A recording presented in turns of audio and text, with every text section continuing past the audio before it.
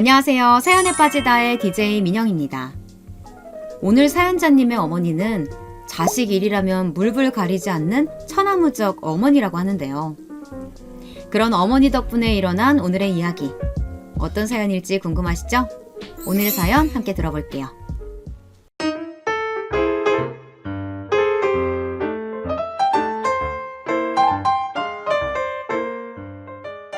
안녕하세요.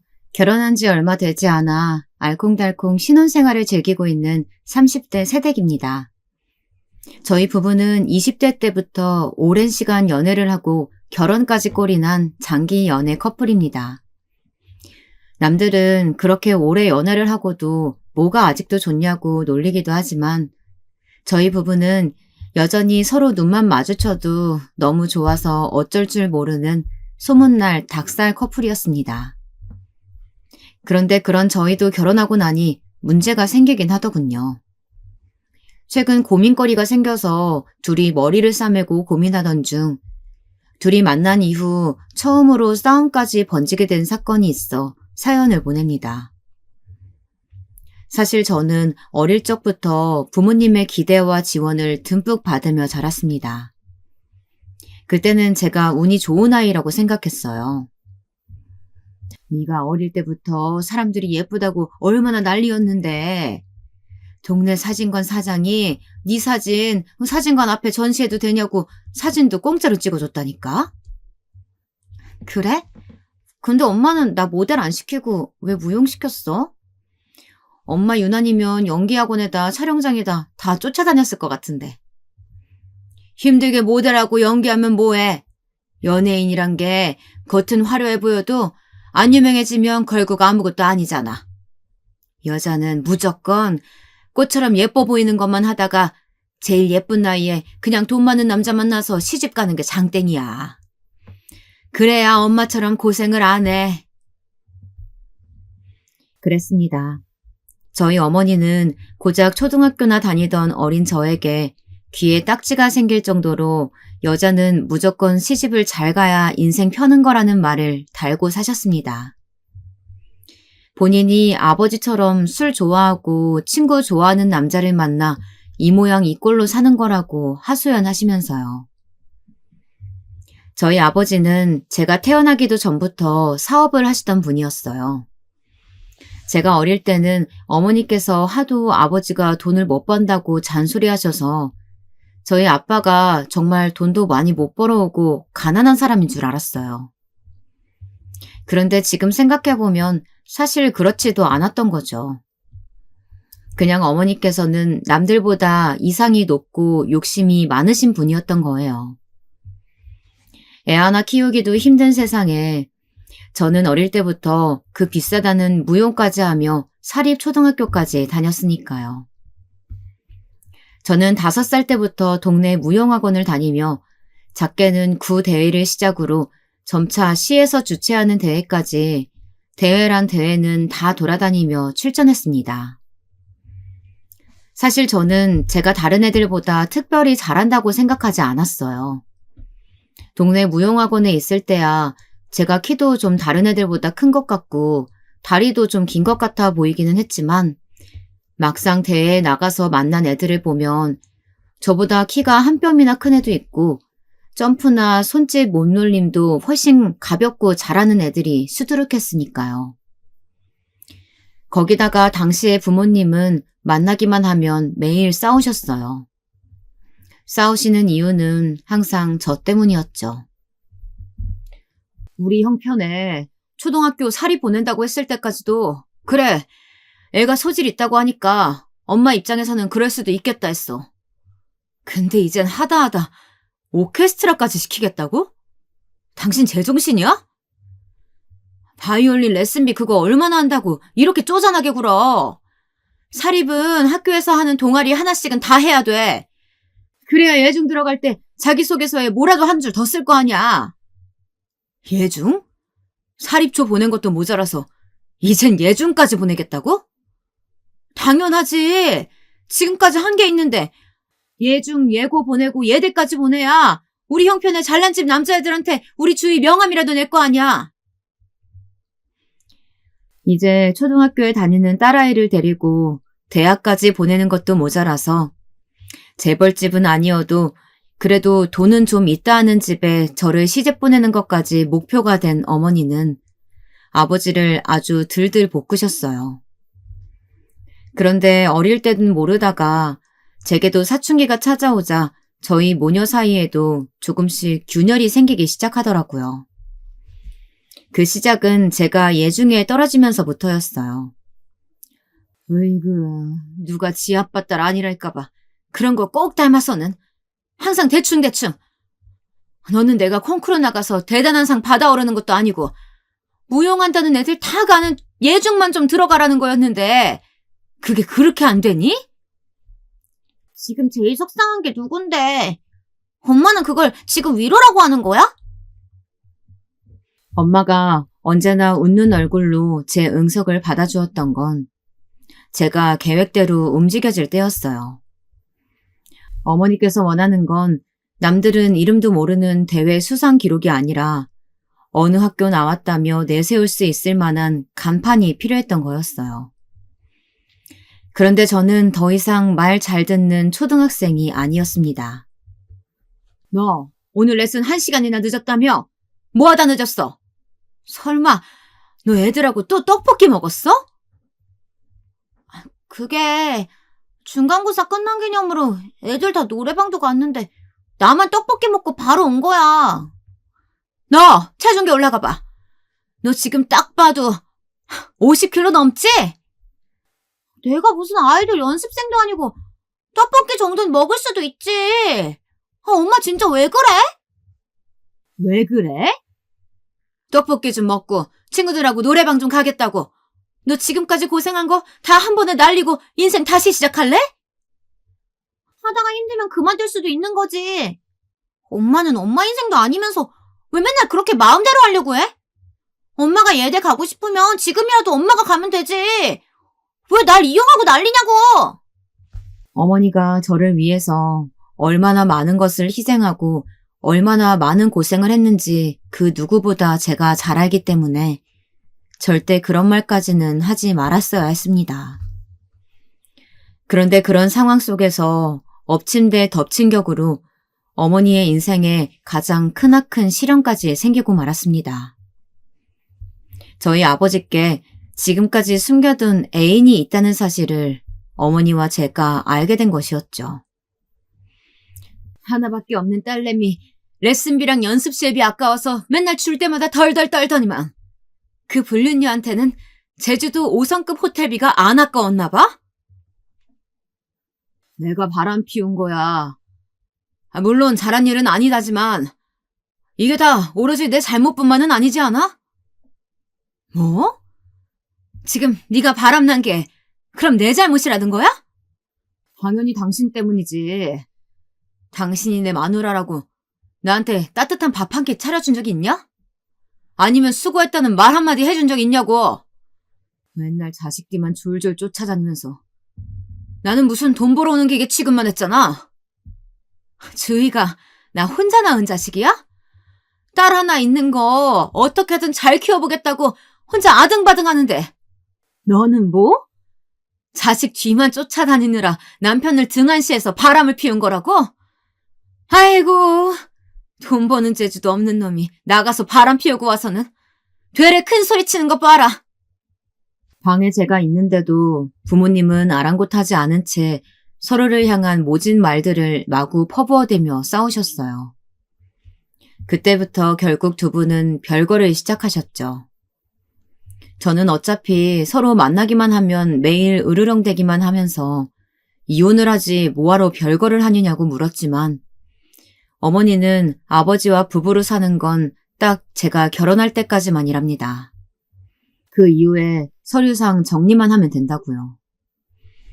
역시나 또 저 때문이었습니다. 부모님의 사이가 나빠진 것도 별거까지 하게 된 것도 어머니가 바람난 남편과 이혼하지 못하는 것도 모두 다 제 탓인 것만 같았습니다.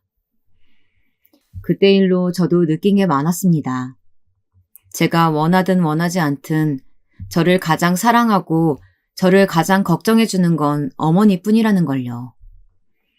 가끔 그 사랑이 버겁고 부담스러울 때도 있었지만 그래도 그런 어머니의 마음만은 인정하자 싶었어요.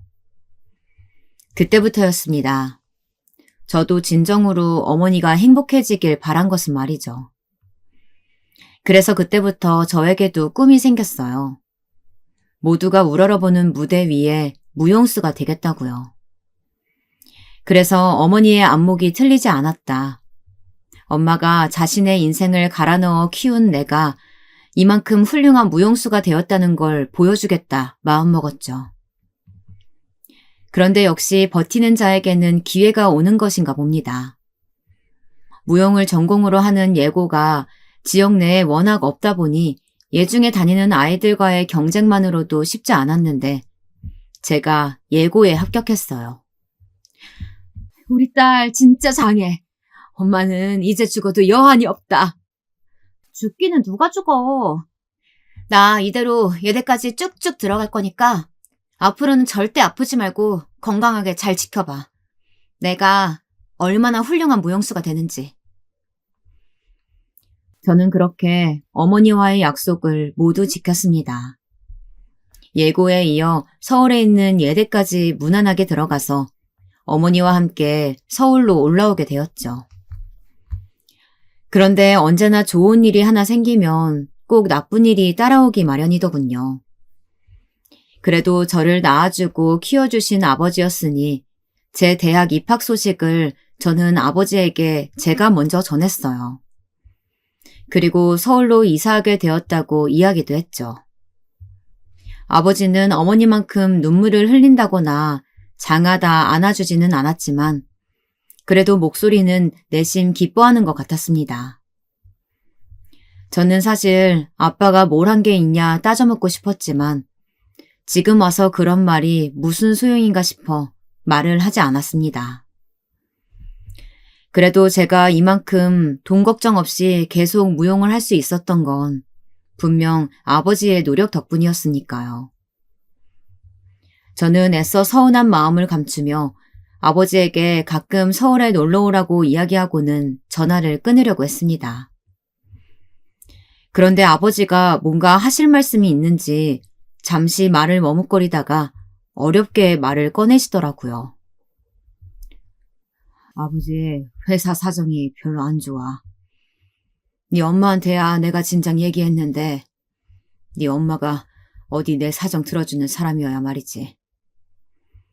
그래도 이제 너도 성인이고 엄마도 너 대학 가면 한심 놓을 테니까 앞으로는 아빠가 경제적으로 모두 다 지원하긴 힘들 것 같다.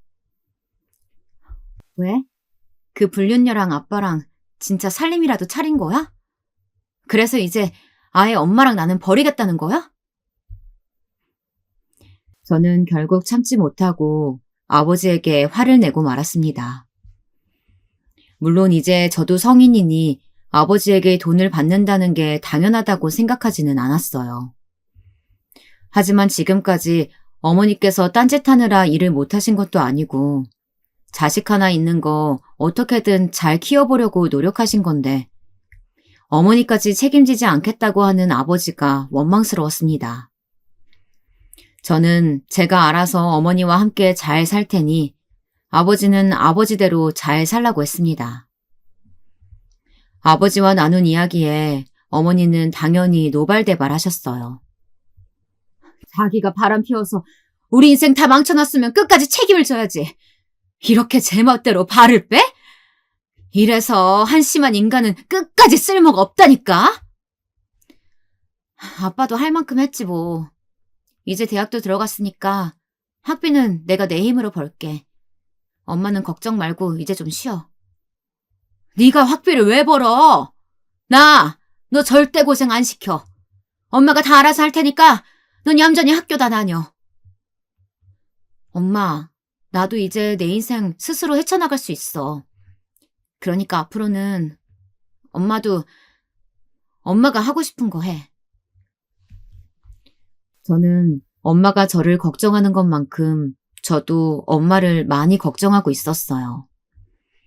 어릴 때는 엄마에게 자식이 전부라는 게 당연하다고 생각했던 시기도 있었지만 이젠 그렇지 않다는 걸 충분히 알 만한 나이였으니까요.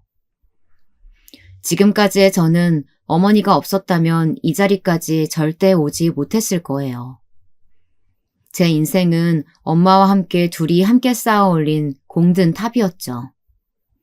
하지만 저도 성인이 되었으니 제가 원하는 것이 무엇인지 스스로 판단하고 결정하면서 살아야 한다고 생각했습니다. 하지만 저만 자라고 성장했을 뿐 엄마는 20년 전이나 지금이나 여전히 똑같은 제 어머니일 뿐이었죠. 제가 대학생이 되고도 변한 건 하나도 없었어요. 여전히 어머니가 짜놓은 스케줄대로 제가 움직여주길 바라셨죠. 그나마 바뀐 거라고는 어머니께서 일을 시작했다는 거예요. 아버지는 제가 대학에 들어간 이후에 바로 경제적인 지원을 끊었기 때문에 어머니께서 학비와 생활비를 버셔야 했어요. 아무래도 결혼하시고 저를 낳고 나서부터 계속 경력 단절 상태셨기 때문에 할 수 있는 일이 많이 없으셨을 거예요. 그래도 대단하신 게 보험회사에 취직하신 것도 모자라서 녹즙 배달까지 부업으로 시작하셨더라고요.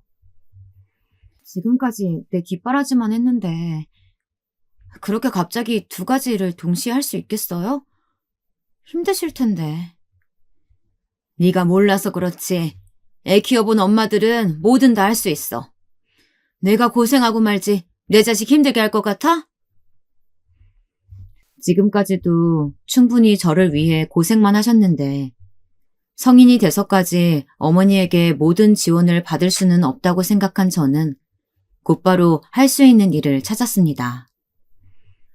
그러던 중 선배 소개로 대학로의 작은 극단에서 마침 연극 공연에 무용수가 한 사람 필요하다고 하더라고요. 그래서 저는 무조건 제가 하겠다고 나서서 극단 오디션을 봤습니다. 그렇게 저는 매주 공연을 했습니다. 연습차 매일 극단에 오고 가다 보니 자연스레 함께 공연을 준비하는 스태프과 배우들과도 가까워졌어요. 그중 유독 제게 잘 해주는 배우 한 분이 계셨는데요. 경영학과에 얼마 전에 복학한 복학생이었는데 외모도 출중했지만 성격도 워낙 차분하고 자상해서 저와 잘 맞더라고요. 그렇게 자연스레 친하게 지내다 보니 서로에게 호감이 생겨서 제가 졸업할 때쯤 연애를 시작하게 됐습니다. 저는 난생 처음 하는 연애였고 제가 누군가를 좋아하는 것도 처음이라 서툴고 어설프기만 했지만 남자친구는 때론 오빠처럼 때론 친구처럼 제 곁에 항상 있어줬어요. 형제도 없고 친구도 많지 않은 제가 아무래도 남자친구에게 훨씬 더 의지하고 있었죠. 그러다 어머니께서 우연히 방에서 남자친구와 통화하는 내용을 들으시고는 제가 남자친구가 생겼다는 걸 알게 되셨어요. 그런데 어머니는 생각지도 못한 이야기를 하시더라고요. 남자친구? 너 왜 엄마한테 말 안 했어? 그리고 졸업도 얼마 안 남은 애가 연애라니 말이 돼? 엄마한테 얘기 못한 건 미안한데 이 나이에 연애야 할 수도 있지 뭘 그래. 사실 지금까지 남자친구 한 번도 안 사귀어본 게 오히려 더 이상한 거지. 너 내 말 잊었어? 여자는 무조건 시집 잘 가야 한다고 했지. 연애 그딴 거 해봐야 쓸데없이 정만 생겨서 헤어지지도 못해. 지금부터 엄마가 웬만한 결혼정보업체 다 알아볼 거니까 선봐서 그중에 제일 괜찮은 놈한테 시집갈 준비나 해. 엄마, 못 들었어? 나 남자친구 있다니까? 선은 무슨 선이야. 걔 연극 배우라며. 넌 연극 배우가 직업이라고 생각하니? 아니, 그건 취미생활이야. 그걸로는 절대 결혼은커녕 방 한 칸도 못 구해. 저는 어떻게든 어머니를 설득해 보려고 했어요. 이제는 제가 스스로 무용하는 재미도 알았고 욕심도 생겼으니 앞으로 더 열심히 해서 좋은 극단에 들어가 무용수가 되겠다고요. 하지만 어머니는 전혀 듣지 않으셨어요. 무용수는 무슨 무용수냐면서 제 조건으로는 그나마 나이라도 어릴 때 하루라도 빨리 결혼정보업체에 등록해야만 최고 등급은 아니더라도 중간 이상 되는 남자들이라도 만날 수 있다고요. 저는 그런 어머니에게 화가 나면서도 절대 화를 낼 수가 없었어요. 어머니가 왜 그러시는지는 누구보다 제가 가장 잘 아니까요. 하지만 그렇다고 해서 지금 당장 제 인생을 어머니가 원하는 대로 바꿀 수도 없었습니다. 얼마 뒤 남자친구와는 헤어졌다고 거짓말을 했어요. 어차피 주말마다 극단에서 공연하고 있으니 몰래 남자친구를 만나는 거야 어렵지 않은 일이었으니까요. 이 나이까지 어머니를 속이고 남자친구를 만나야 한다는 게 저도 여러모로 힘들기는 했지만 그래도 제 인생에서 하고 싶은 일이라든지 결혼같이 중요한 결정은 제가 스스로 해야 한다고 생각했습니다. 그래서 저는 국내 무용단 오디션과 면접을 보러 다녔고 결국 제가 원하는 곳에 들어가게 됐습니다. 면접 준비를 하고 있는지도 모르셨던 어머니는 제 합격 소식에 굳이 뭐하러 그 힘든 길을 가냐고 답답하다고 하셨지만 저는 나중에 결혼하게 되더라도 직업이 있는 거랑 아예 없는 거랑은 다르지 않겠느냐고 했습니다. 하긴 요즘은 남자들도 야가 빠져서 능력 있는 여자를 더 좋아하기는 한다더라. 암튼 이제 정말 다 왔으니까 살살해. 우리 딸 다치면 안 되니까. 어머니는 정말 결혼정보 회사를 알아보러 다니시는 것 같더라고요. 보험 일을 하시면서 만난 고객들에게 정보를 얻어서 어느 회사에 굵직굵직한 집안의 자제들이 많다더라 하는 소문들을 듣고 여기저기 제 프로필을 가지고 다니시는 것 같았어요. 저는 어머니에게 거짓말을 하고 있다는 죄책감에 시달리면서도 만나면 만날수록 남자친구가 더 좋아졌어요. 하지만 연극이라는 게 사실 직업으로 삼기에는 쉬운 일은 아니었죠. 그래서 매일 공연을 하고 있어도 다음 작품에 바로 들어가지 못하면 남자친구도 불안해했어요. 그러다 남자친구에게도 좋은 기회가 생겨 영화 오디션에 참석하게 됐다네요. 최종 캐스팅 후보까지 올라갔다면서 너무 좋아하더라고요. 저도 이번엔 정말 되겠다 싶었습니다. 주변 스태프들도 거의 확정이라고 했을 정도였으니까요. 그런데 안타깝게도 마지막에 감독님이 말을 바꾸시면서 캐스팅에서 밀려나고 말았습니다. 우리 아버지가 나 연극하는 거 무지 반대하시잖아. 그래서 영화라도 캐스팅돼서 극장에 내 화면에 내 얼굴이라도 나오면 좀 달라지시지 않을까 기대했는데. 첫 오디션에 최종 캐스팅까지 갔다는 것만으로도 너무 대단한 거야. 금방 다시 기회 올 거니까 걱정하지 마. 자신의 꿈을 향해 달려가는 것만으로도 벅차고 힘들 텐데 남자친구는 가족들의 반대에도 맞서 싸우고 있었어요. 이렇게 멋진 사람이 가족들에게 인정받지 못한다는 게 저는 너무 안타까웠죠. 안 그래도 캐스팅에 떨어져 힘들어하는 남자친구에게 저와 어머니 사이의 일까지 이야기할 수는 없었습니다. 저희 어머니는 제가 극단에 들어가는 것보다 조건 좋은 남자 만나서 하루라도 빨리 결혼하길 바란다는 것을 말이죠. 그런데 역시나 저희 어머니는 언제나 제 의사와는 상관없이 자신의 계획대로 움직이는 분이셨죠. 정말 저를 결혼정보업체에 등록하셨더라고요. 봐봐. 요즘은 휴대폰으로 남자 프로필도 확인할 수 있대. 학교 졸업증이랑 회사 사원증의 원창 진수까지 확실하다니까. 에휴, 돈 낸 보람이 있네 있어. 엄마, 정말 이렇게까지 해야 돼? 나 그냥 지금은 일만 열심히 하다가 자연스럽게 좋은 사람 만나면 그때 엄마한테 소개해 줄게. 왜? 마음에 안 들어? 잘 봐봐. 여기 부모들 재산까지 정확하게 다 나온다니까? 어머, 이 남자 봐봐라. 아버지가 로펌 변호사랜다. 저는 도무지 어떻게 해야 할지 몰랐습니다. 지금까지 어머니를 속여온 것도 모자라서 이러다 남자친구까지 속이고 몰래 맞선까지 나가야 할지도 모르는 상황이었으니까요. 그런데 역시나 영원한 비밀은 없나 봅니다. 그날은 아주 오랜만에 데이트를 하고 남자친구가 집 앞까지 데려다 주었어요. 그런데 이게 웬일일까요? 엄마의 촉이란 게 이런 거였을까요? 바로 집 앞에 어머니께서 서서 저를 기다리고 계시더라고요. 어머니는 남자친구를 보자마자 인상을 꾸기며 누구냐고 물으셨어요. 저는 저도 모르게 마치 죄인처럼 고개를 푹 숙인 채 남자친구라고 소개했죠. 어쨌든 거짓말을 하고 속인 건 제 잘못이 맞으니까요. 남자친구라니. 네가 남자친구가 어딨어? 너 분명 나한테 남자친구 없다고 했었잖아. 엄마, 사실은 내가 거짓말했어. 나 대학 때 만나던 남자친구랑 헤어진 거 아니야. 엄마가 자꾸 뭐라고 하니까 그냥 헤어졌다고 하고 계속 만나고 있었어. 그럼 얘가 그때 만나다 헤어졌다고 한 그 연극 배우라는 거야? 너 정말 제정신이야? 순간 저는 너무 창피하고 쪽팔려서 남자친구 얼굴을 제대로 쳐다볼 수도 없었습니다. 분명 저 같은 여자와는 저는 만나고 싶지 않을 게 분명해 보였어요. 그런데 남자친구는 한 발 앞으로 나서더니 저희 어머니에게 꾸벅 다시 한번 인사를 하더라고요. 어머님, 처음 인사드리겠습니다. 저 주위 남자친구예요.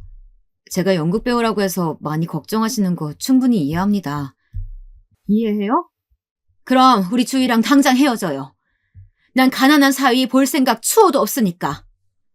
엄마 그만 좀 해. 오빠 미안해. 오늘은 먼저 가. 내가 연락할게. 연락은 무슨? 네 남자친구가 내 마음 이해한다잖냐. 저기 연극 배우분. 저도 연극 참 좋아해요. 그런데 내 가족이 되는 건 엄연히 다른 문제예요. 내 딸내미 남자친구로는 절대 안 돼요. 알아들었죠? 저는 남자친구를 볼 낯이 없었습니다.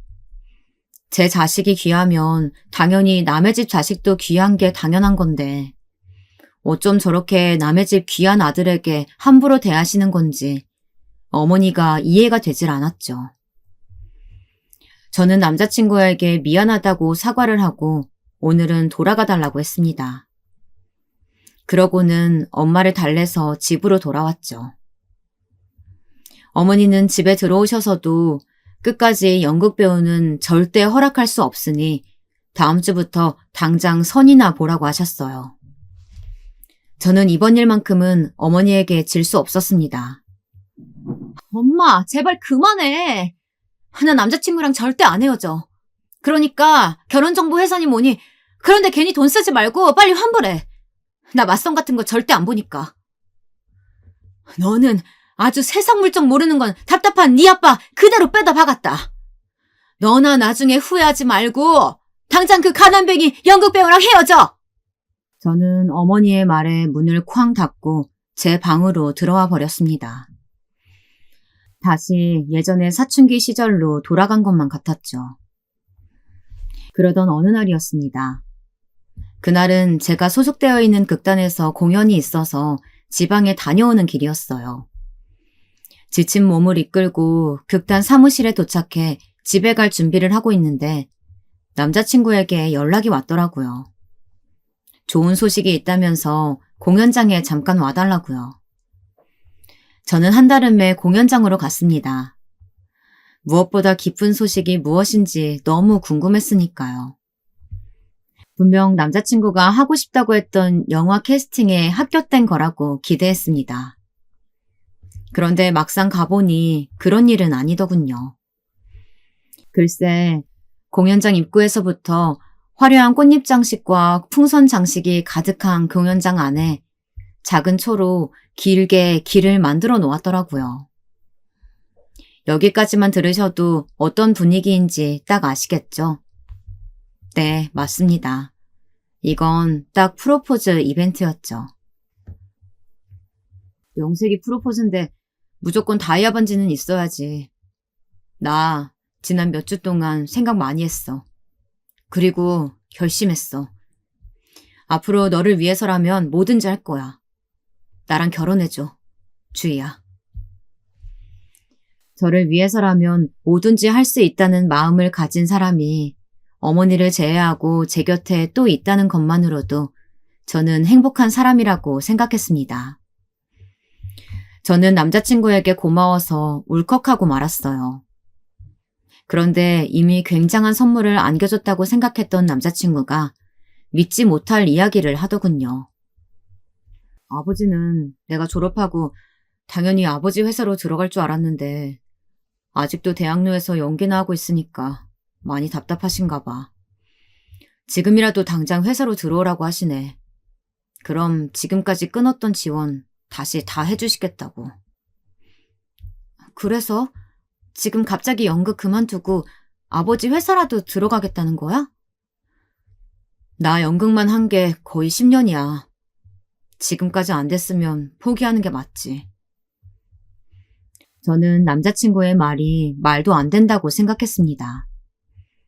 지금까지 연극만 바라보며 살던 사람이 갑자기 이런 말을 한다는 건 이유가 너무 뻔했죠. 오빠, 우리 엄마가 한 얘기 때문에 그래?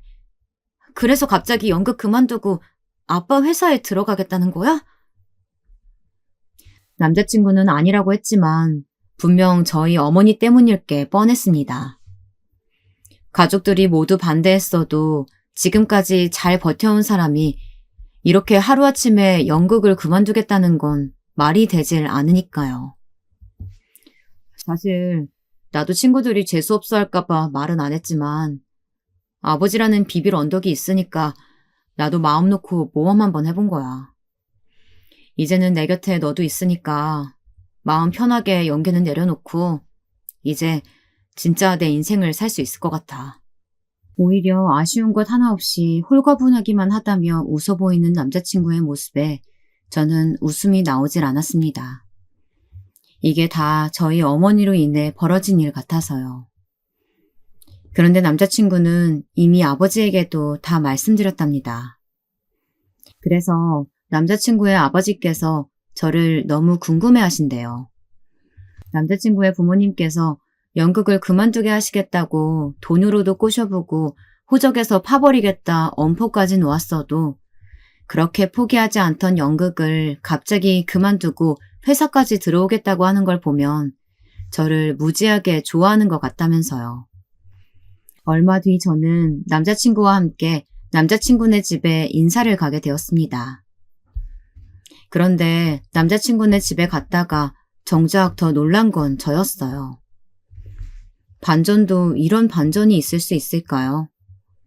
남자친구는 지난 10년 동안 대학로 근처의 반지하에서 월세로 살고 있었는데 글쎄 남자친구의 부모님 댁은 드라마에서나 본 적 있는 한강이 보이는 펜트하우스였습니다. 저는 당연히 남자친구의 아버지께서 사업을 하신다길래 저희 아버지네 회사 정도로 작은 회사를 생각하고 있었는데 절대 아니었어요. 저처럼 세상 돌아가는 거에는 아무런 관심이 없는 사람도 이름만 들어도 뭘 하는 회사인지 아는 회사더라고요. 제가 10년 가까이 만난 남자친구가 다름 아닌 금수저, 아니 황금수저를 물고 태어난 사람이었어요. 한편으로는 부족한 제가 신경 쓰이기도 했지만 그래도 이 사실을 알면 누구보다 좋아하실 어머니의 표정이 선하더군요. 적어도 결혼정보회사에 가입하게 될 일은 다신 없을 것 같았습니다. 그런데 역시나 그런 큰 회사를 운영하시는 분이라 그런지 남자친구의 아버님은 말 한마디 붙이기도 힘들 만큼 카리스마가 철철 넘치셨어요. 무대 위에서 춤이나 춘다는 얘기를 들었는데 생각보다 너무 말랐네. 그래서 어디 아이 하나 제대로 낳겠어? 춤이나 추는 게 아니라 주인은 우리나라에서 세 손가락에 드는 유명한 극단의 무용수예요. 그리고 주희가 저랑 결혼하겠다고 인사드리러 온 거지 우리 집에 아이 낳아주러 온 건 아니에요. 춤이나 무용이나 그게 그거지. 아무튼 너는 별것도 아닌 거에 항상 버럭하더라. 그리고 결혼하면 당연히 손주부터 낳는 게 며느리의 본분 아닌가? 아버지에게 쌀쌀맞게 구는 남자친구의 모습도 낯설어서 긴장됐지만 남자친구의 아버지의 권위적인 태도에 저는 바짝 쫄아서 그대로 얼어버렸습니다. 어쨌든 잘 왔어요.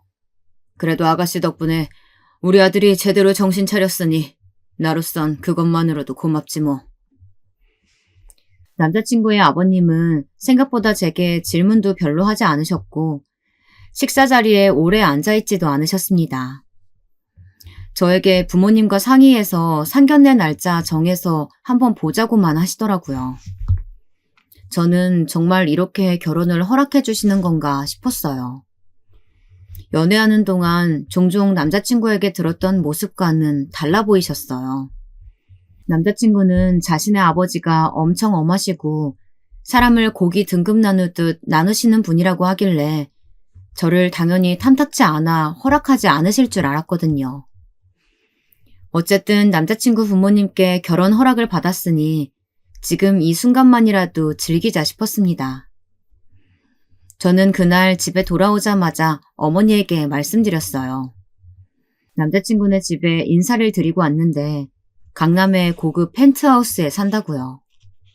그러자 어머니는 분명 놀라셨으면서도 괜스레 아닌 척 눈을 흘기시더군요. 집만 좋으면 뭐하냐? 실속이 있어야지. 정확히 뭐하는 집안이라는데? 할아버지 때부터 오랫동안 원래 운수업을 하셨다는데 지금은 하시는 사업체가 한두 개가 아니래. 엄마가 그랬잖아. 대대로 가업이 내려오는 집안이 진짜라고. 저는 오랜만에 어머니의 비위를 맞춰드리기 위해 일부러 더 과장되게 신나하며 이야기했습니다. 어머니는 정말이냐고, 확실히 확인한 거 맞냐고 저에게 몇 번을 물으셨습니다. 그래서 제가 확실하다고 하자 어머니는 날아갈 것처럼 좋아하셨어요. 저는 어머니에게는 속물처럼 자꾸 왜 그러냐고 그만하시라고 했지만 내심 마음으로는 저도 기뻤습니다. 이제야 저도 어머니에게 뭔가 해드린 것만 같은 기분이 들었거든요. 저는 아직도 상견례 날 보았던 저희 어머니의 미소가 제 머릿속에서 떠나질 않습니다. 언제 만났는지 기억도 나지 않을 만큼 오랜만에 만난 아버지 앞에서 어느 때보다 당당하게 어깨를 바짝 펴고 밝게 웃으시던 어머니의 모습 말이죠. 물론 아버지도 많이 놀라신 눈치셨어요. 어머니가 아주 오래전부터 귀에 딱지가 생기도록 했던 말이 실제 상황이 되어 눈앞에 펼쳐져 있었으니까요. 나는 어쩌다 똥 밟아서 너 같은 인간이랑 사느라 대접도 못 받고 이렇게 고생하면서 살았지만 내 딸만은 나처럼 살게 만들지 않을 거야. 주희가 제일 잘하는 거로 성공하게 만들어서 대대손손 잘 먹고 잘 사는 집에서 돈 걱정 안 하고 평생 호강하면서 살게 할 거라고. 저도 믿지 않았던 말이었는데 정말 현실은 어머니의 말대로 되어 있었습니다. 의도하지 않았지만 열심히 무역만 하면서 살다 보니 제 곁에 누구보다 훌륭한 남자가 제 남편이 되어 있더라고요. 그런데 인생이라는 게 원래 그렇게 만만하기만 한 것은 아니었죠. 왕관을 쓴 자, 그 왕관의 무게를 견뎌라 라는 말이 제게 해당될 거라고는 상상조차 하지 못했었는데요. 글쎄, 제가 팔자에도 없던 부잣집 며느리 노릇을 하게 생겼더라고요. 결혼한 지 얼마 되지 않는 어느 날이었습니다. 남편이 출근한 사이 제가 집에 혼자 있었는데 시아버지께서 웬일로 집에 찾아오셨더라고요. 애들 엄마 말로는 이번 달에 무슨 공연 때문에 네가 유럽에 간다고 하던데. 네, 무대 리허설이 있어서 다음 주에 들어가요. 이번 공연 끝나고 돌아오면 한국에서도 바로 공연 있으니까 아버님도 꼭 놀러 오세요. 시아버님의 앞에만 서면 저는 저절로 몸이 쪼그라드는 것만 같았습니다. 그 정도로 온몸에서 강력한 힘이 느껴지셨어요. 하지만 그래도 사랑받는 며느리가 되고 싶은 마음에 애써 한 번도 부려본 적 없는 애교도 부려봤죠. 뭐 딱히 소용은 없어 보였지만요. 네가 몰라도 뭘 한참 모르니 내가 하나 가르쳐주는 건데 집안에는 자고로 여자가 잘 들어와야 한다. 그래야 집안이 잘 돌아가거든. 근데 너는 지금 결혼한 유부녀라는 애가 무대 위에서 홀딱 벗고 춤이나 추는 거로도 모자라서 이젠 일하는 남편을 놔두고 외국까지 나가겠다는 거냐? 저는 순간 겁이 나서 그대로 자리에 굳어버렸습니다. 시아버지께서 이 정도이실 줄은 몰랐거든요. 아마도 그날부터 알게 된 것 같아요. 시아버지는 제가 예뻐서 결혼을 허락한 것도 아니었고 앞으로도 저를 예뻐해 주실 생각도 전혀 없다는 것을 말이죠. 그날부터였습니다. 살다 고부간의 갈등이라는 건 들어봤어도 며느리를 이렇게까지 괴롭히시는 시아버지는 처음이었어요. 사실 시아버지는 저만 괴롭히시는 건 아니었어요. 제 남편에게도 언제나 갖은 구박과 험한 말을 입에 달고 사셨죠. 기껏 대학까지 보내놨더니 몇 년을 그 거지 같은 연기하는데 시간만 허비하더니만. 너 회사가 네 놀이터인 줄 아니? 언제까지 적응 못하고 멍청하게 내 돈만 축내고 있을 거야? 아버님, 오빠도 한다고 열심히 하고 있는데 아무래도 처음 하는 일이다 보니 배울 게 많은가 봐요. 저는 아버지 앞에만 서면 잔뜩 기가 죽어있는 남편이 걱정됐습니다. 예전에 무대 위에 있을 때는 반짝반짝 빛이 나던 사람이었는데 말이죠. 남편도 결혼 전에는 아버지에게 맞서 싸우기도 했지만 이제는 저도 있었으니 아무래도 자기 내키는 대로 하지 못하는 것 같았어요. 그래서 아버지께서 심하게 구실 때마다 저라도 남편의 편을 들어주려고 했었죠. 하지만 소용없었습니다. 제가 그러면 그럴수록 아버지는 더 활활 타오르시며 저까지도 무시하셨으니까요. 너는 감히 어디 시아비가 말을 하는데 끼어들어? 네 부모가 그렇게 가르치든? 하긴 하나밖에 없는 딸내미를 무대 위에서 춤이나 추게 하는 일을 가르친 부모인데 그런 부모 밑에서 뭘 제대로 배웠겠니? 남편이 예전에 했던 말이 맞았어요. 시아버지의 머릿속엔 말도 안 되는 계급이 존재하고 있었죠. 저는 그럴 때마다 화가 나고 울분이 끓어올랐지만 참아야만 했습니다. 그리고 어머니께 이런 이야기를 하면 속상해 하실까봐 이야기도 하지 못했죠. 그러다 보니 저는 어머니에게 전화도 잘 못하겠더라고요. 혹시나 제가 시아버지에게 그런 취급을 받고 있다는 걸 들키게 될까 봐서요. 그렇게 저와 남편은 시아버지의 욕바지가 되어가며 하루하루를 버티며 살아가고 있었습니다. 저는 보통 남편이 안쓰러웠지만 가끔 어느 날은 남편에게 괜히 화가 나서 짜증을 내기도 했어요. 이럴 거면 차라리 자기 하고 싶은 대로 연기하는 게 낫지 않아? 어차피 회사에 있어도 아버지한테 바보 취급받는 건 똑같은데. 그래도 내가 계속 열심히 하면 언젠가는 회사에서도 인정받는 날이 오겠지. 저는 화가 났습니다. 무대 위에서는 언제나 주연만 하고 인정받던 사람이었는데 어느새 저렇게 기가 죽어 불쌍해졌나 싶었습니다. 저희 어머니가 지금 제 모습을 보면 아마 이렇게 생각하겠구나 싶었죠. 저는 예전 남편의 모습을 되찾아주고 싶었어요. 그래서 취미로라도 할 수 있는 직장인 극단이나 단편 영화의 작은 역할이라도 오디션이라도 보게 해주고 싶었죠. 그런데 배우 오디션 사이트를 보다 보니 저희 신랑에게 딱 어울릴 만한 역할이 있더라고요. 직장인 단편 영화제였는데 직장인들의 애환을 담은 영화에 출연할 직장인을 찾고 있더라고요. 저는 곧바로 남편에게 이야기했죠. 그런데 남편도 처음에는 아니라고 하더니 자꾸만 제게 오디션 날짜가 언제인지 어떤 영화인지 물어보더라고요. 말 그대로 직장인 영화제야. 자기도 이제 진짜 직장인이니까 취미로 이 정도는 할 수 있잖아. 요즘 당신 회사 일로 너무 힘들어하는 거 나 사실 너무 안쓰러워서 못 봐주겠어. 그러니까 오디션이라도 한번 봐봐. 저는 남편에게 뭔가 해방구를 만들어주고 싶었습니다. 저만 해도 가끔 시아버지와 마주치기만 해도 숨이 턱턱 막히는데 남편은 매일 회사에서까지 볼 테니 얼마나 힘들까 걱정됐죠. 그런데 제가 남편 걱정을 하고 있던 사이 시아버지께서 제 인생에도 관여하기 시작하셨습니다. 제가 극단 일을 하는 게 마음이 안 드시는 거야 당연히 알고 있었지만 이런 일까지 하실 줄은 몰랐습니다. 네? 제가 유럽 공연에서 왜 빠져요? 저 리허설까지 다 하고 왔는데요. 그게 우리 공연 협력사 알지? 거기 대표가 주희, 너희 시아버지랑 완전 절친인데 너희 시아버지가 너 공연에서 빼달라고 했대. 협력사에서도 너 안 빼면 우리 팀 협찬 안 하겠다고 하는데 어떡하냐? 나도 정말 곤란해 죽겠다. 기가 막히다 못해 코까지 다 막혀서 혈압이 터지기 일보 직전이었습니다.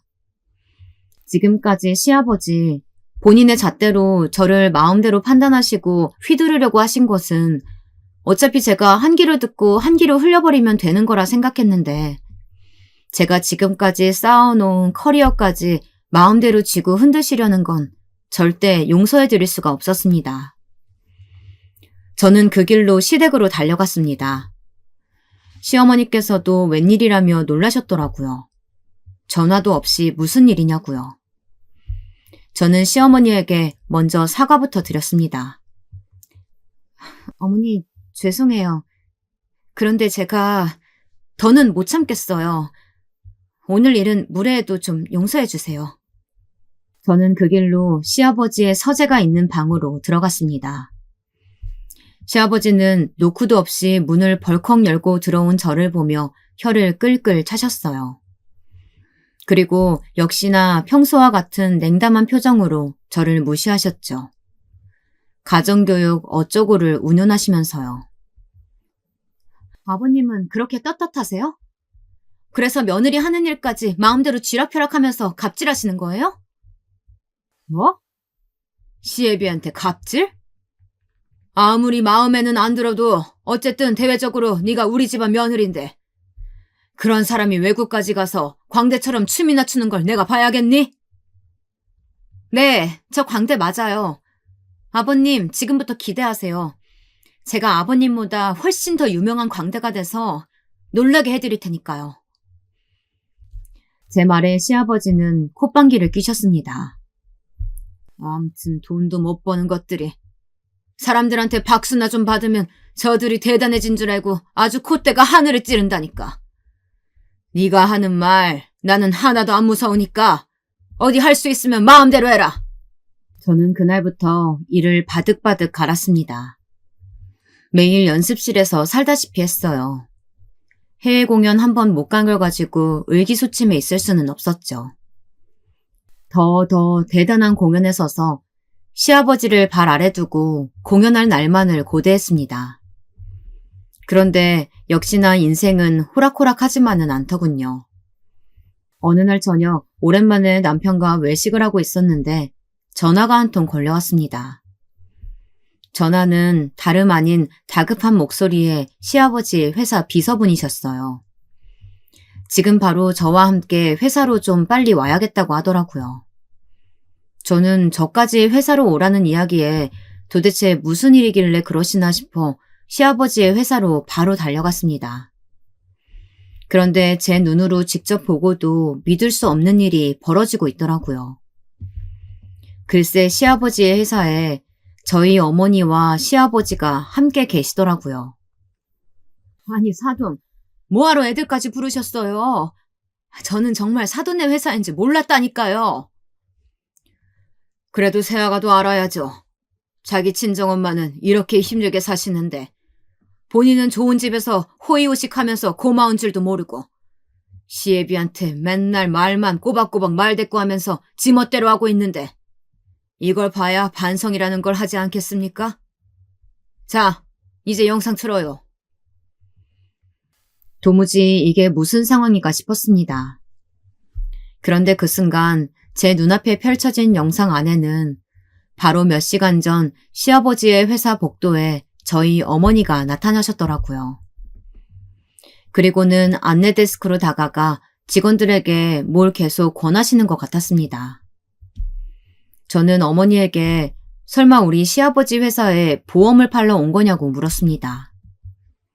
그러자 어머니는 놀라서 손사래를 치시며 정말 시아버지의 회사인 줄 몰랐대요. 그 말이 사실인 게 시아버지의 계열사가 한두 개가 아니었으니 모르실 만도 했습니다. 이래서 제가 어머니에게 보험 일을 그만두시라고 했었어요. 결혼 전에야 그렇다 쳐도 저희 시아버지 같은 분이 아시면 그냥 넘어가실 것 같지 않았거든요. 그런데 문제는 어머니께서 제게 생활비를 받지 않겠다고 하셨어요. 저는 시댁에서 받는 생활비도 있어서 여유가 생겼다고 받으시라고 했는데 어머니는 고집을 피우셨죠. 앞으로 제게 절대 짐되지 않고 혼자 잘 살 테니 걱정 말라면서요. 사실 저희 아버지는 제 결혼식이 끝나자마자 기다렸다는 듯 어머니에게 이혼을 요구하셨어요. 어머니야 어차피 지금까지 남남으로 살았으니 서류가 의미가 있나 싶었는데 아버지의 내연녀가 아무래도 서류상 정리를 원하는 것 같더라고요. 그렇게 해서 결국 저희 부모님은 이혼하셨어요. 제 남편은 알고 있었지만 아직 시댁에는 알리지 않은 상태였죠. 어머니께서 이혼을 반대하셨거든요.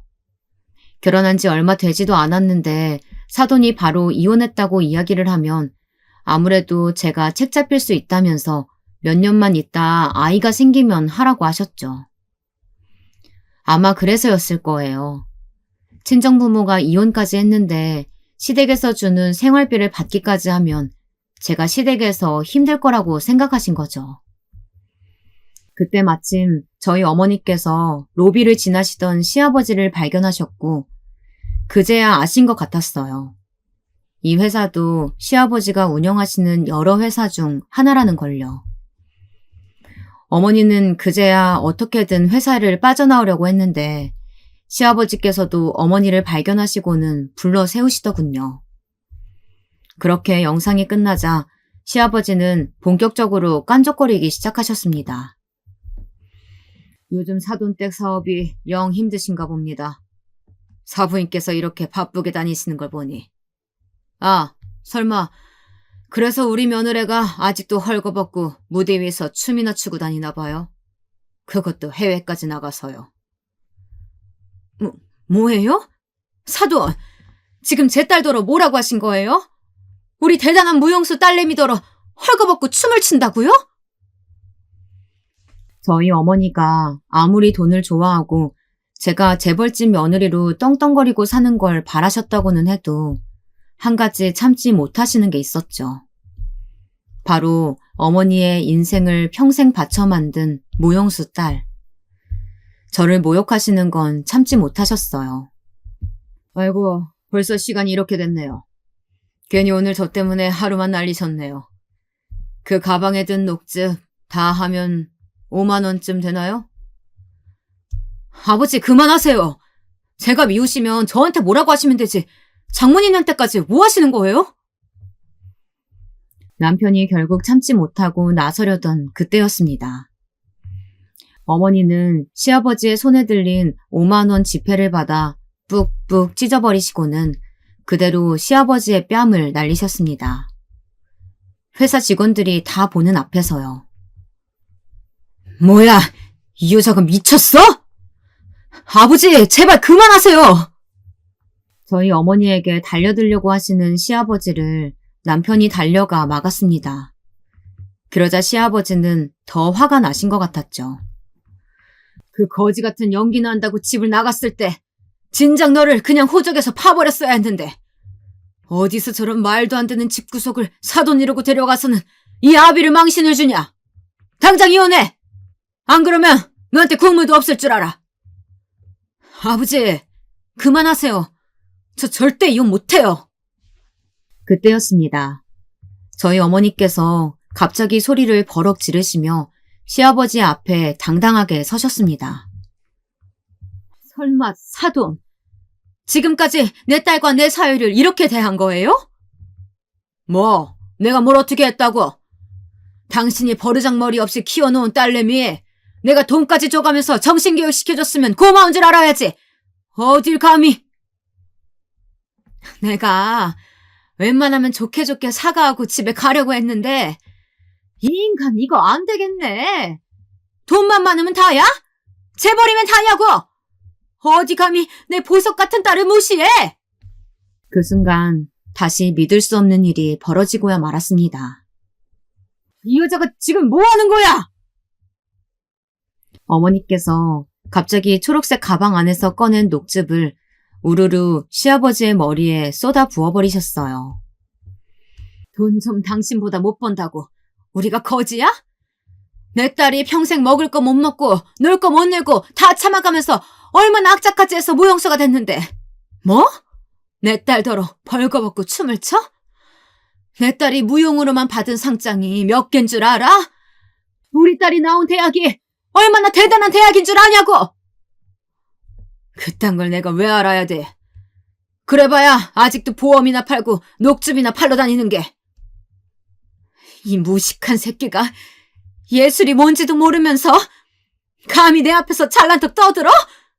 얘들아, 됐어. 이런 인간이 무슨 부모라고.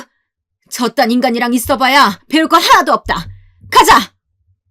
어머니는 그대로 저와 제 남편의 손을 잡고 시아버지의 회사를 당당히 나오셨습니다.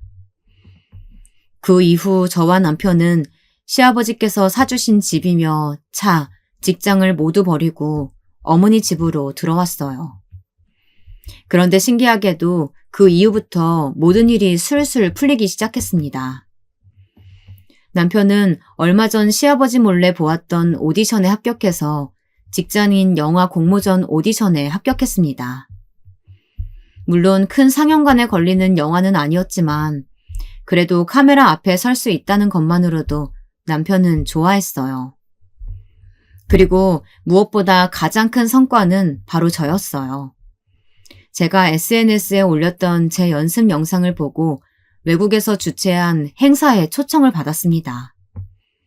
그 소식을 어떻게 알았는지 많은 중소기업에서 저를 협찬해주겠다고 연락이 왔더라고요. 알고 보니 초청받은 행사가 여러 나라의 중소기업들이 모이는 행사 중에 꽤 큰 행사였어요. 그리고 무엇보다 큰 투자자들이 많이 모이는 행사더라고요. 그래서 회사들 입장에서는 참여하는 것만으로도 굉장히 좋은 기회였죠. 그런데 그중 제게 아주 익숙한 회사 이름 하나가 있더라고요. 바로 제가 가기로 되어 있던 공연에 저희 시아버지의 입김으로 저를 제외했던 그 회사였습니다. 저는 곧바로 그 회사 홍보팀에 연락해서 제 협력사가 되어달라고 했습니다. 그리고 조건을 하나 붙였죠. 저희 시아버지 아시죠? 제 공연에 그분을 어떻게든 모시고 와주세요. 그럼 무조건 함께 가겠습니다.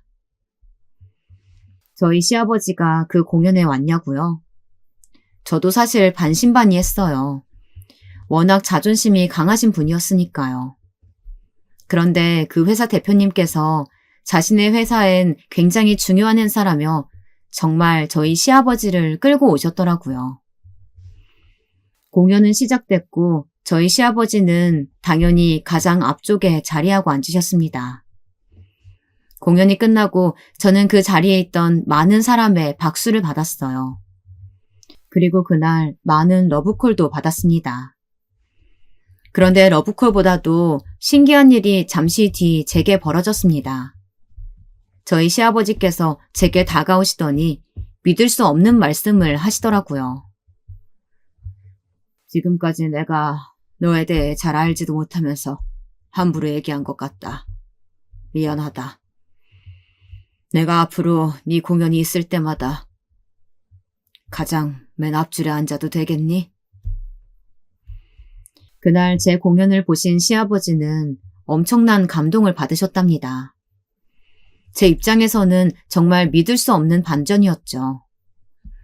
시아버지는 그런 공연을 객석에서 보신 것도 태어나 처음이었고 그렇게 많은 외국 사람들 틈에서 박수를 받는 제 모습도 대단해 보이셨다네요. 그날 이후 저희 시아버지는 정말 달라지셨습니다. 남편이 한다는 연극도 보러 가겠다고 하셨다네요. 물론 사람이 변한다고 해서 그 전에 받았던 상처들까지 다 사라지는 것은 아닙니다. 하지만 가족은 좀 다르죠. 겪다 보니 시아버지도 평생 앞만 보고 달리시느라 주변을 돌아볼 여유가 없으셨던 것 같아요. 저도 앞으로는 조금 더 마음을 열고 시아버지에게 많은 경험을 하게 해드리겠다고 약속드렸습니다.